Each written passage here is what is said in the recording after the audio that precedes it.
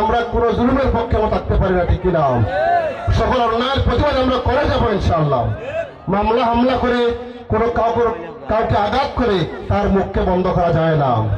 আমরা আসলে সত্যি আজকে বারাক্রান্ত। আপনারা দেখেছেন যে ফিলিস্তিনের জমিন রকাল হয়ে গেছে। আমাদের ভাইদেরকে, আমাদের বোনদেরকে, ছোট ছোট বাচ্চাদেরকে কি নির্মমভাবে মারা হচ্ছে।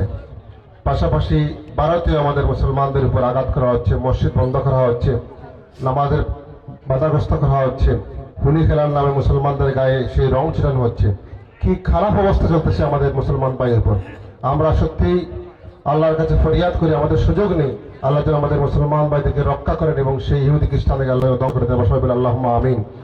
আমাদের এই বাংলাদেশ, সোনার বাংলাদেশ, আমরাও চাই শান্তিপূর্ণ বাংলাদেশ হওয়ার জন্য। কিন্তু যদি মনে করেন যে এই বাংলাদেশের একক ক্ষমতা নিয়ে শুধু নিজে ঠিক থাকবে, অন্যকে আঘাত করবেন, তাহলে বাংলাদেশ সেই মধ্যদশা হয়ে যাবে। বিভিন্ন সুন্নিয়তে তাদের উপর আক্রমণ করা হচ্ছে, মামলা দেওয়া হচ্ছে, বিভিন্নভাবে তাদেরকে আঘাত করা হচ্ছে। আমরা শান্তি চাই।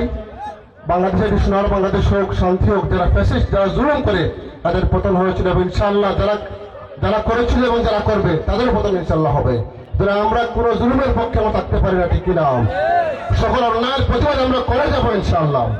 মামলা হামলা করে কোনো কাউকে আঘাত করে তার মুখকে বন্ধ করা যায় না। কারণ তিনি ভয় করেন, আল্লাহকে ভয় করেন। যিনি আল্লাহকে ভয় করেন তাকে কেউ আটকাতে পারে না ইনশাআল্লাহ। আমরা আজকে ওনাকে ধন্যবাদ জানাচ্ছি এই মাহফিল আয়োজন করার জন্য। এলাকাবাসী এই মাহফিলটি আয়োজন করেন, আগামীতে আরো মত নিয়েছেন ইনশাআল্লাহ। তাদের পাশে আমি থাকবো। যে কোনো ভালো কাজে, যে কোনো দিনই কাজে, ইসলামী কাজে ইনশাআল্লাহ আমি আপনাদের পাশে থাকবো ইনশাআল্লাহ। সকলকে আন্তরিক ধন্যবাদ, মুবারকবাদ জানিয়ে আমার বক্তব্য একান্ত করছি। আসসালামু আলাইকুম রহমতুল্লাহ।